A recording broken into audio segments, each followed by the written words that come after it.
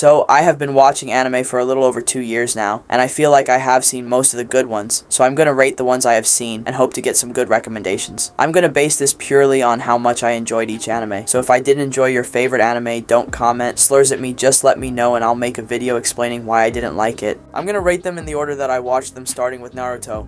I'm going to combine OG and Shippuden together because it's just easier. Naruto will always be special, as it was the first anime I watched. I decided to watch Naruto purely for gym motivation, weirdly enough. And I can't lie, almost stopped in episode 1. The whole sexy jutsu thing almost made me stop, but I'm glad I didn't. My favorite character was Shikamaru. I just found him cool and always liked the smart but lazy character in other shows. Ever since his fight with Temari, I knew bro was about it. But when Naruto got really interesting for me, was after the Rock Lee and Gaara fight. Naruto has some of the best fights that I have seen in anime, like the Pain and Naruto fight, which was pure class, and the final Valley fights between Naruto and Sasuke, which was the perfect ending. Some people complain about the filler episodes, but you can just skip them, so it didn't matter to me. At the time of watching, it would have been in the peak fiction tier, but now I'm gonna go top of the amazing tier. I don't think it's as good as the shows I'm gonna put in peak fiction.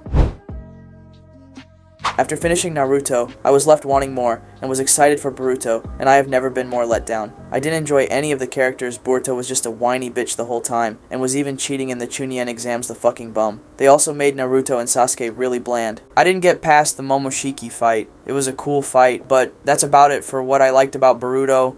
There was no personality in Naruto or Sasuke. I don't know, maybe I need to rewatch it when more episodes come out, but for now, mid. The next anime I watched was Black Clover. I saw an edit of Asta's speech and thought there was going to be good motivation from Black Clover, and I was not let down. Overall, I really like Black Clover, but I can understand why people don't. Asta can get annoying, but the fights are good. And the concept of Asta being the only person with no magic is cool. It also has cool moments like Asta one-shot to the Haha guy and the Despair guy. I like most of the main characters, especially the Black Bulls and underrated character Zora. I really liked the Royal Knight arc, and Zora carried that arc.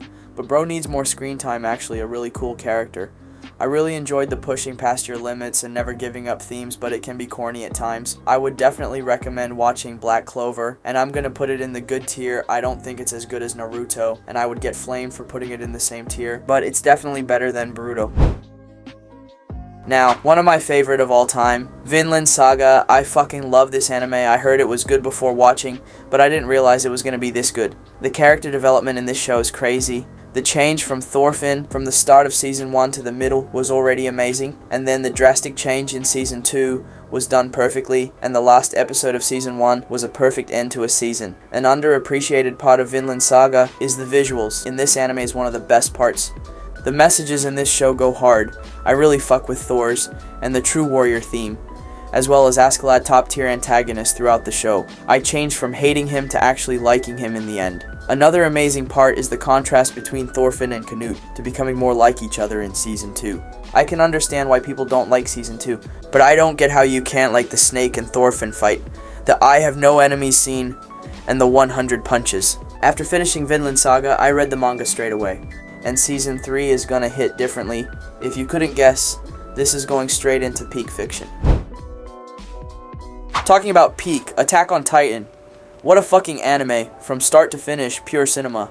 I didn't know how it could get better than Vinland Saga, but Attack on Titan just simply doesn't have a bad episode with 55 episodes rated above a 9.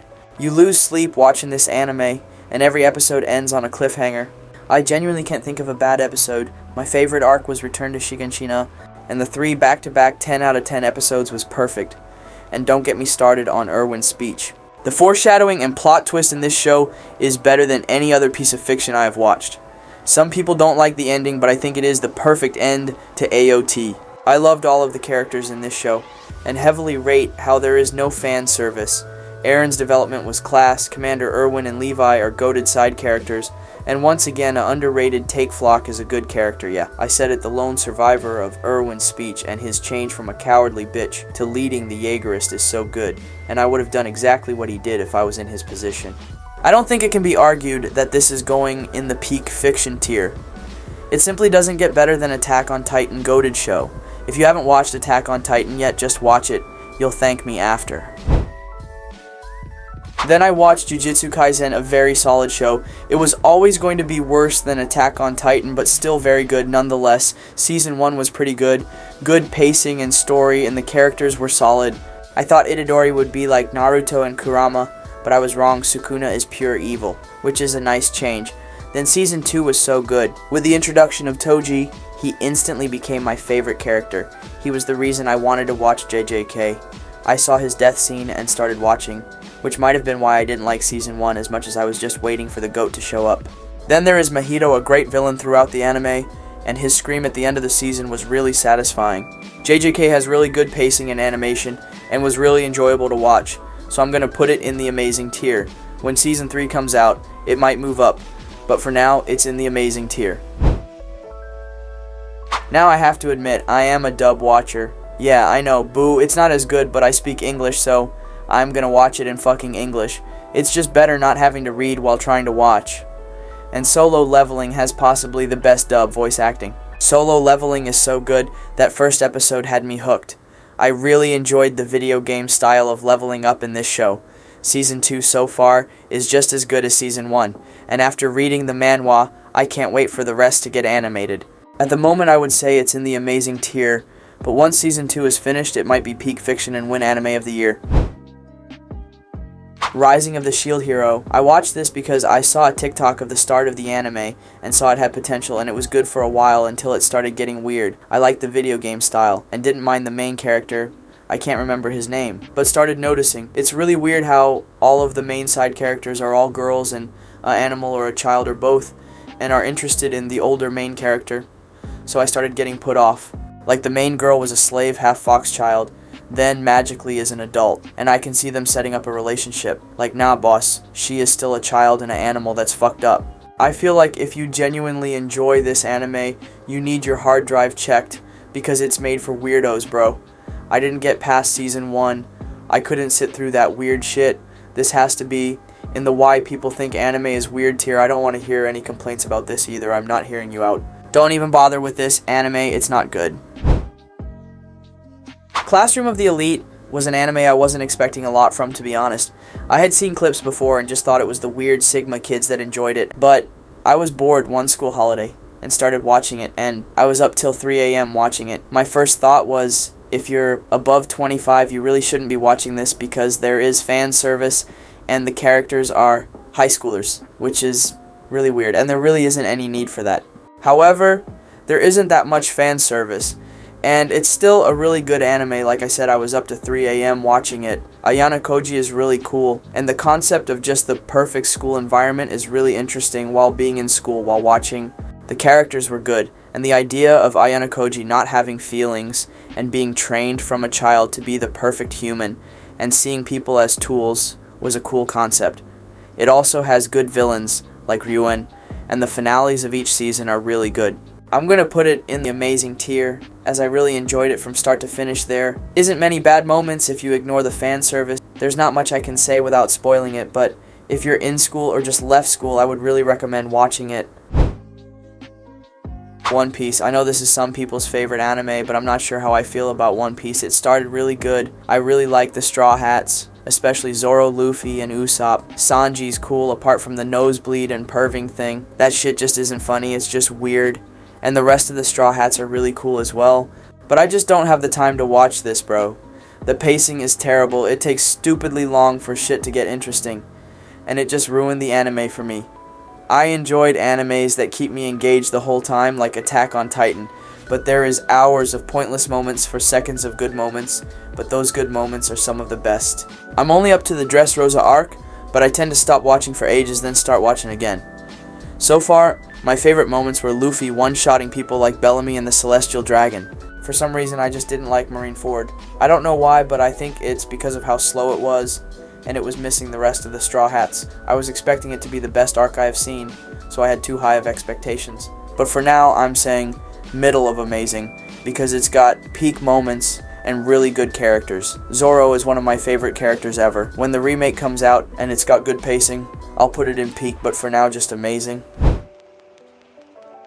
After that controversial take, I've got another one, Code Geass. I thought it was good, but going into it, I was expecting Attack on Titan level, but I was disappointed. On paper, I really should like Code Geass. I enjoy the smart characters in chess, but I think it's the robot theme that put me off.